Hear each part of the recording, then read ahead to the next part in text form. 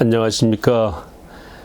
오늘은 안티기독교 해부 세 번째 영상으로 안티기독교의 타겟이 무엇인지, 그리고 공격의 패턴은 무엇인지 대해서 말씀을 드리겠습니다.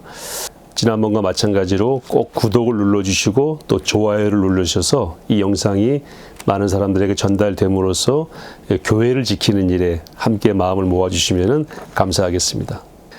안티기독교, 그리고 교회를 해치려고 하는 그 반대파, 교회 반대파의 타겟, 다시 말해서 목표물이 무엇인가, 공격의 대상은 무엇인가. 한마디로 말씀드리면은 제한이 없습니다.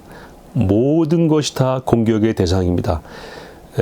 동물로 말하면은 안티기독교 또는 교회를 해치는 세력들의 식성은 잡식성이다. 물고기로 말하면은 베스라고 하는 물고기가 있죠.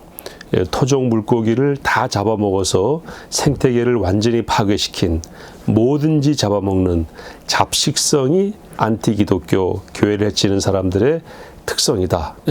두 번째로 이들의 공격의 패턴이 있습니다. 일정한 방향이 있어요. 첫째로는 점프입니다. 점프는 뭡니까? 이렇게 옮겨 다니는 거죠. 처음에 제기한 이슈가 별 문제가 없는 걸로 판명이 나면은 거두어드려야 되는데 아닙니다. 또 다른 이슈로 넘어갑니다. 옮겨갑니다.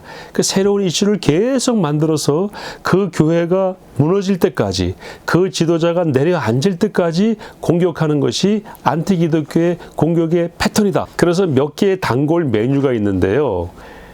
재정 문제입니다. 아주 단골로 들고 나오는 문제가 재정 장부를 공개하고 재정 장부를 열람하게 해주고 재정 장부를 복사하게 해달라, 이런 신청을 법원에 해서 법원이 그걸 받아들이게 되면은 그 장부들을 다 가져가서 샅샅이 뒤진 다음에 조금의 오류라도 발견되면은 그 오류를 부풀려 가지고 또 고소고발로 계속해서 분쟁을 이어가는 것이 교회를 공격하는 사람들의 전형적인 패턴 중에 하나입니다. 그 다음에 전형적으로 등장하는 이슈가 이성 문제. 어떤 작은 문제로 시작했다가 그것이 문제가 안 되거나 해결됐다, 재정 문제로 가서 수년 동안 교회를 공격을 하고 그것도 문제가 없다 그러면 또 이성 문제로 넘어가서 불륜이 있었다, 과거에 이런 소문이 있었다, 또 이런 의혹이 있다 라고 해서 또 문제를 제기합니다. 그것도 문제가 없다고 판정이 나면 이제 가족 문제로 넘어가죠. 그래서 아내가 문제가 있다, 남편이 문제가 있다, 자식들이 문제가 있다, 부모가 문제가 있다.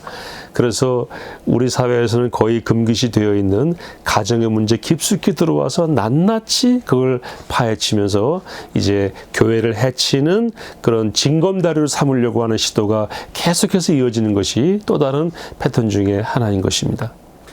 그리고 저것도 안 되면 또 단골로 등장하는 메뉴가 이단 문제죠. 이 목사는 이단성이 있다, 이 설교를 들어봐라, 이거 이단의 주장 아닌가, 이렇게 얘기를 하는데, 여러분, 이단은 국가나 사회에서는 이단을 판정할 만한 권한이 없어요. 그 이단성에 대해서 판정할 수 있는 권한은 각 종교 단체만이 가지고 있죠. 그래서 우리 교회가 속한 교단에서는 어떤 교회나 어떤 주장을 이단성 있는 교회다, 이단성 있는 주장이다라고 말할 수가 있죠. 그러나 국가는 그런 걸 판정할 수가 없습니다.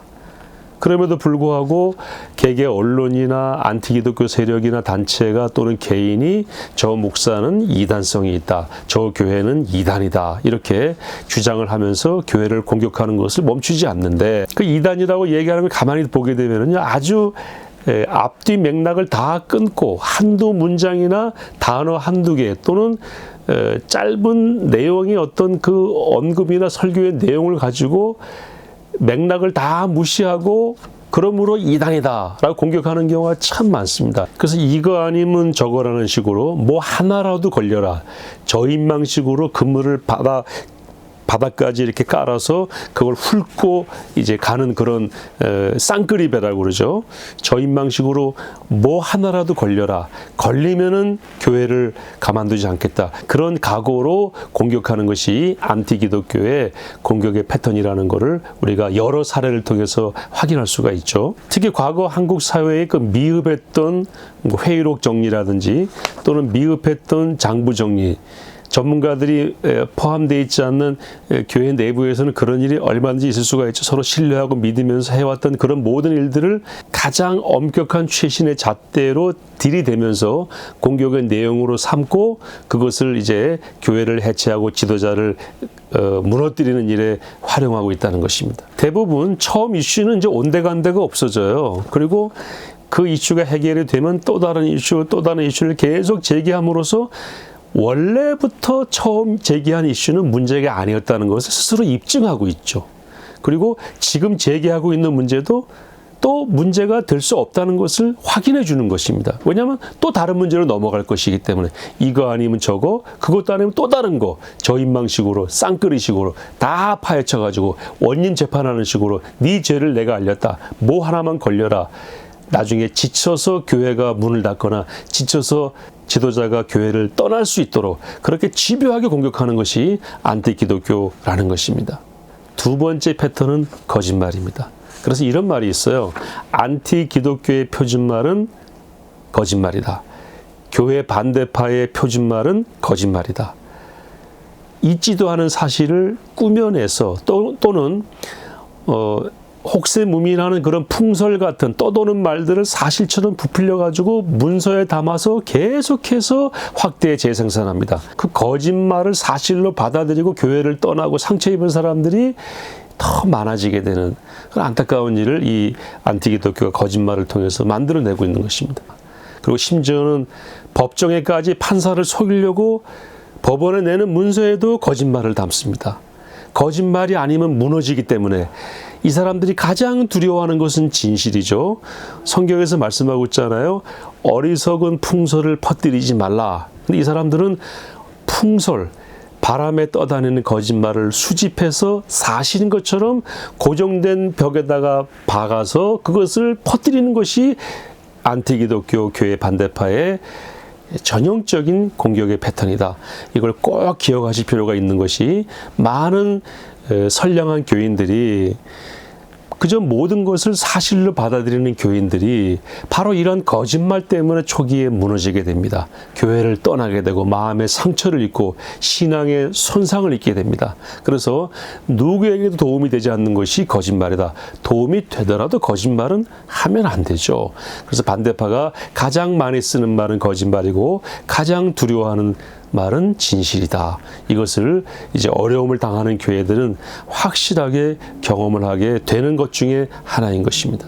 그래서 안티기독교가 교회를 공격할 때 내세우는 것이 교회에 윤리적인 문제가 있다. 교회는 비리가 있다. 교회는 개혁돼야 된다라고 말을 하잖아요. 근데 그들이 하는 행동이나 공격의 패턴을 다 모아놓아 보면은 개혁을 주장하는 사람들이 할 수 없는 수준의 말들을 하고 있고 실제로 개혁의 대상은 그 사람들이죠.